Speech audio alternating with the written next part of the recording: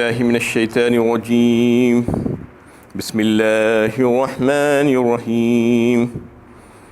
يا أيها الناس إن كنتم في ريب من البعث فإنا خلقناكم من تراب ثم من نطفة ثم من علقة ثم من مضغة مخلقة وغير مخلقة لنبين لكم ونقر في الأرحام ما نشاء إلى أجل مسمى ثم نخرجكم طفلا ثم لتبلغوا أشدكم ومنكم من يتوفى ومنكم من يرد إلى أرذل العمر لكي لا يعلم من بعد علم شيئا وترى الأرض هامدة فإذا أنزلنا عليها الماء اهتزت وربت وأنبتت من كل زوج بهيج. اے لوگو،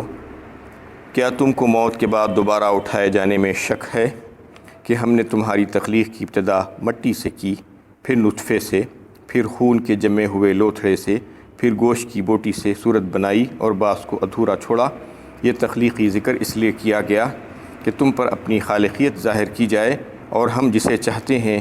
رحم مادر میں ایک مدت مقررہ تک ٹھہرائے رکھتے ہیں، پھر ہم تم کو بچہ بنا کر باہر لاتے ہیں تاکہ تم اپنی بھرپور جوانی تک پہنچ جاؤ. اور بعض تم میں ایسے بھی ہیں جو پہلے مر جاتے ہیں، اور بعض تم میں سے ایسے بھی ہیں جنہیں بڑھاپے کی انتہائی خراب حالت پر پہنچا دیا جاتا ہے تاکہ بہت ساری چیزوں کو جاننے کے باوجود نہ جاننے والے کی طرح ہو جائے. اور تم زمین کو نہایت ہی خشک حالت میں دیکھتے ہو، پھر جب ہم اس پر مے برساتے ہیں تو وہ ابھرتی جاتی ہے اور طرح طرح کے خوشنما نفیس نباتات اگ آتے ہیں. یہ سورہ حج کی 5ویں آیت ہے، اور یہ انتہائی اہم آیت ہے انسان کی تخلیق کے اعتبار سے اگر دیکھا جائے تو. اس سے پہلے کی آیتوں میں یہ بات سامنے آئی تھی کہ بعض بدبخت یہ کہتے ہیں کہ قیامت وغیرہ آنے والی نہیں ہے اور بعث بعد الموت کا انکار کرتے ہیں، ان کا تذکرہ آیا تھا. تو اس میں وہ لوگ جو بعث بعد الموت اور قیامت اور اللہ کے حضور جواب دہی کے منکر ہیں، ان سے یہ بات کہی جا رہی ہے، ان سے یہ سوال کیا جا رہا ہے کہ اگر تمہیں اب بھی کوئی شک و شبہ ہو ان چیزوں میں کہ قیامت کے آنے میں اور موت کے بعد دوبارہ اٹھائے جانے میں، تو پھر تم انسانی پیدائش پر غور کرو، اور صرف اپنی پیدائش پر غور کرو، خود اپنی، یعنی زیادہ دور جانے کی ضرورت نہیں ہے. ہم نے تم کو کیسا پیدا کیا اس کے بارے میں غور و فکر کرو، کہ انسان غور کرے کہ اس کا وجود اس کو کس نے بخشا ہے. آج وہ زندہ ہے تو اس کو زندگی کس نے دی ہے، اور وہ یہ سوچے کہ آج سے جیسا وہ آج 40 سال کا ہے تو 41 سال پہلے وہ کہاں تھا، کس جگہ پر تھا، اور اس کا نام و نشان نہیں تھا. اللہ تعالیٰ نے اس کو بنایا اور اس کو پیدا کیا، اس کی تخلیق فرمائی. یہ بات اس کو سمجھ لینی چاہیے، کیونکہ هل اتى علی الانسان حین من الدہر لم یکن شیئا مذکورا کہا سورۃ الدہر پارہ 29 میں اللہ تعالیٰ نے. یعنی یقیناً انسان پر ایک ایسا وقت بھی گزرا ہے کہ زمانے میں کہ وہ کوئی قابل ذکر شے نہیں تھا، یعنی اس کا کوئی وجود ہی نہیں تھا، اس کا کوئی نام و نشان نہیں تھا، کوئی نام لیوا نہیں تھا، کوئی اسے نہیں جانتا تھا. اس کو اللہ تعالیٰ نے وجود بخشا. یہ بات اس کو سمجھنا چاہیے. اور میڈیکل سائنسز کی جو تحقیقات ہے، جسے ایمبریالوجی کہتے ہیں، جو انسان کی پیدائش سے متعلق جو سائنس ہے، تو ایمبریالوجی میں یہ بات بتائی جاتی ہے تحقیق کرنے کے بعد کہ انسان کو جو ہے ایک حقیر پانی کے خطرے سے جو ہے پیدا کیا گیا ہے. ایک حقیر پانی کا خطرہ نطفہ، وہ بتدریج ترقی کرتے کرتے انسان کی تخلیق اس سے ہوئی ہے، اس کا وجود عمل میں آیا ہے. یہ وہ سائنس بتاتی ہے. اور یہ سمجھنا چاہیے کہ اس کے پیچھے ایک حقیر پانی کے خطرے کو جو ہے ایک انسانی شکل دے دینا کون سا طاقت کا فرما ہے، کون اس کو چلا رہا ہے، کون اس کو بنا رہا ہے. ماں کے پیٹ میں اتنی یعنی نازک چیزوں کو کون بنا رہا ہے، کون سے وہ مشین ہیں، کون سے وہ پرزے ہیں جو اس میں جوڑے جا رہے ہیں. یہ بات سمجھنا چاہیے کون سی وہ ہستی ہے اللہ خالق ہے، ساری چیزوں کے، انسان کے خالق، کائنات کے خالق وہی ہے، اس کو چلانے والے وہی، تصرفات کے مالک ہیں وہی اس کو چلا رہے ہیں۔ یہ بات جو آج سائنس جس کو پیش کر رہی ہے پچھلے ایک صدی میں، اور اس کو جو ہے اللہ تعالیٰ نے 1435 سال پہلے اس کو قرآن میں خود پیش کر دیا ہے، اس بات کو، اس سائنس کو کھول کر بیان کر دیا گیا ہے، لیکن ہم میں جو ہے ہمارے پاس اتنا وقت ہی کہاں ہے کہ ہم اس کو کھولیں اور پڑھیں قرآن میں اللہ تعالیٰ نے کیا پیغام بھیجا ہے ہمارے لیے، خود اپنی ذات کے لیے اللہ تعالیٰ نے کیا پیغام بھیجا تھا کہ تم کو کیسا پیدا کیا گیا ہے۔ اس آیت میں اللہ تعالیٰ کھول کر بیان فرما رہے ہیں کہ ہم نے تمہاری پیدائش کیسے کی۔ سب سے پہلے اللہ تعالیٰ فرماتے ہیں کہ فَإِنَّا خَلَقْنَاكُم مِّن تُرَابٍ، ہم نے تمہیں مٹی سے پیدا کیا۔ بَدَأَ خَلْقَ الْإِنسَانِ مِن طِين ثم جعل نسلہ من سلالۃ من ماء مہین کہا۔ سورہ الف لام میم سجدہ پارہ 21 میں ہم نے انسان کی پیدائش کی ابتدا مٹی سے کی، اور پھر اس کا سلسلہ نسل کا پانی سے چلا دیا۔ کون سا پانی؟ انتہائی بے وقت پانی کا نچوڑ، اس سے ہم نے اس کا سلسلہ چلا دیا۔ تو مٹی سے جو پیدا کیا وہ حضرت آدم کی پیدائش۔ اس کے بعد اگر دیکھا جائے تو انسان کی جو پیدائش ہوتی ہے اس کا ذکر نطفے کا آ رہا ہے۔ اس میں نطفہ کس سے بنتا ہے؟ نطفہ خون سے بنتا ہے، خون غذاؤں سے بنتا ہے، اور پھر غذائیں کہاں سے آتی ہے؟ یقیناً زمین سے ہی آتی ہیں۔ زمین کے علاوہ اور کون سا سورس ہے ہمارے پاس غذائیں حاصل کرنے کا؟ ساری غذائیں جو کچھ بھی ہم کھاتے ہیں، چاہے اناج ہو، چاہے پھل ہو، چاہے ترکاریاں ہو، چاہے گوشت ہو، چاہے دودھ ہو، چاہے اس کے پروڈکٹس ہو، سب کے سب زمین ہی سے آتے ہیں، مٹی ہی سے آتے ہیں۔ تو دراصل وہ مٹی ہی ہے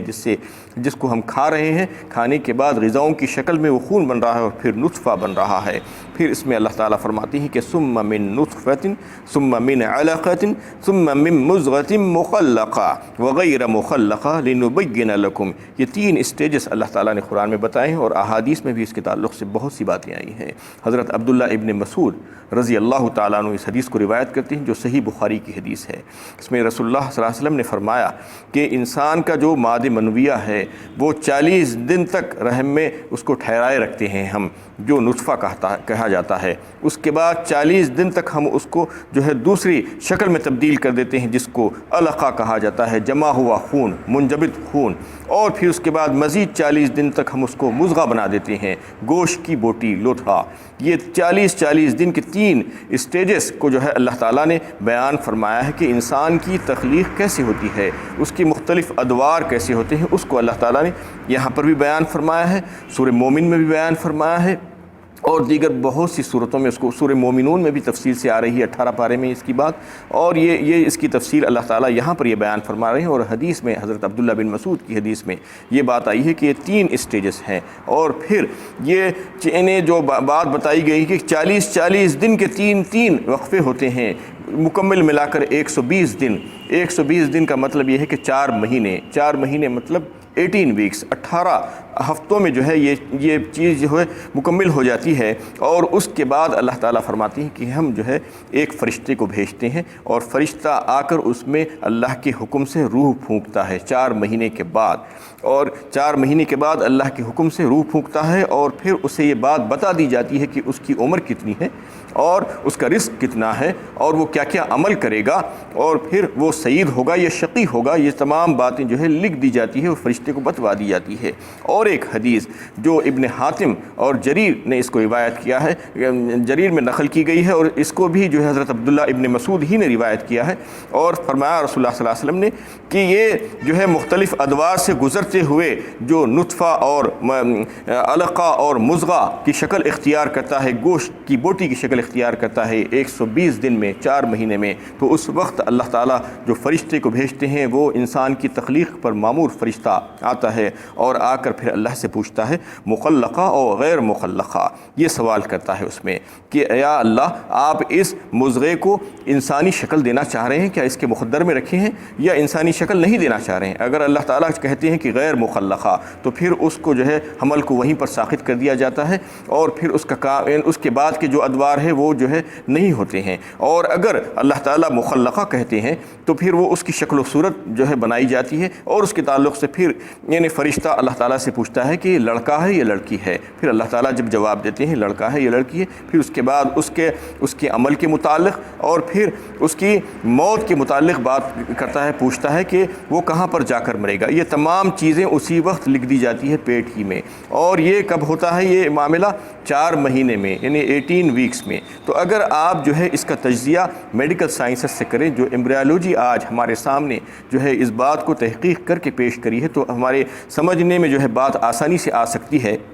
تو وہ یہ ہے کہ انسان کا جو پیدائش کے جو اسٹیجز ہیں اس میں اگر آپ دیکھیں تو 18 ویکس میں کیا کیا بن جاتا ہے انسان کا۔ جب اللہ تعالیٰ روح پھونکنے کا ذکر کر رہے ہیں 4 مہینے کے بعد، تو 18 ویکس میں انسان کی جو پیدائش کا جو ادوار ہیں وہ اس کا جو ہے اسٹرکچر پورا بن جاتا ہے، اس کی باڈی پوری بن جاتی ہے، اس کے دل و دماغ بن جاتے ہیں، اس کا سر اور اس کی آنکھیں اور ناک اور منہ اور اس کے پیر اور اس کے ہاتھ اور اس کی انگلیاں سب کچھ بن جاتی ہیں، اس کے کڈنیز بن جاتے ہیں، اس کا لیور بن جاتا ہے۔ میڈیکل سائنسز کی آپ اسٹڈی کیجئے جو ایمبریالوجی بتا رہی ہے، ایک کے بعد ایک ہفتے میں کیا بن رہا ہے، 18 ہفتوں تک جو کام چلتا ہے اس میں جو ہے یہ ساری چیزیں بن جاتی ہے۔ دل جو ہے پورا کام کرنے لگتا ہے اور برین اس کا کام کرنے لگ جاتا ہے، اور اس کے صرف لنگز جو ہوتے ہیں، پھیپھڑے، وہ 4 مہینے کے بعد بنائے جاتے ہیں۔ وہ جو ہے 4 مہینے تک جو ذکر کیا گیا ہے اس میں جو ہے یہ ساری چیزیں بن جاتی ہے، ایک مکمل بچے کی شکل جو ہے اس سے مل جاتی ہے، اور پھر اس میں روح پھونک دی جاتی ہے۔ اس کے بعد 4 مہینے کے بعد اور 2 مہینے میں لنگس بنائے جاتے ہیں، پھیپھڑے سانس لینے کے لیے جو انسان کو ضرورت پڑتی ہے اس کی، اور دیگر جو ہے اس کے نوک پرک اللہ تعالیٰ سنوارتے ہیں، اس کے ہاتھوں اور پیروں کے جو نشانات ہیں، انگلیوں کے فنگر پرنٹس وغیرہ وہ بنتے ہیں، اور اس کے دوسری دیگر چیزوں کو بنایا جاتا ہے، اور اس کے سیکسول آرگنز کو بھی 4 مہینے کے بعد بنایا جاتا ہے۔ اس لیے کہ جب فرشتہ آ کر پوچھتا ہے کہ یہ لڑکا ہے یا لڑکی ہے، تو اس وقت تک یہ طے نہیں ہوتا ہے کہ یہ لڑکا ہے یا لڑکی ہے،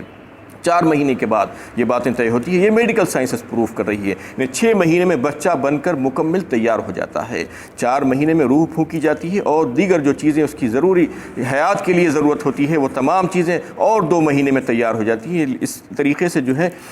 18 ویک اور 9 ویکس 25 ویکس میں جو ہے تقریباً پوری چیزیں اس کی بن جاتی ہے، اور بچہ باہر آنے کے قابل ہو جاتا ہے اور زندہ رہ سکتا ہے اگر پیدا ہو جائے۔ تو اس کو جو ہے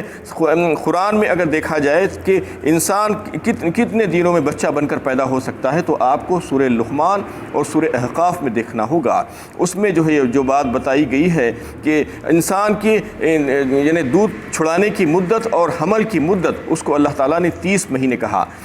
حملہ و فصالہ 30 شہرا کہا، یعنی اس کے حمل کی مدت اور دودھ چھڑانے کی مدت 30 مہینے، اور وہ فصالہ فی عامین سورہ لقمان میں کہا، یعنی اس کے دودھ چھڑانے کی مدت، دودھ کی مدت 2 سال کہا، یعنی 24 مہینے۔ تو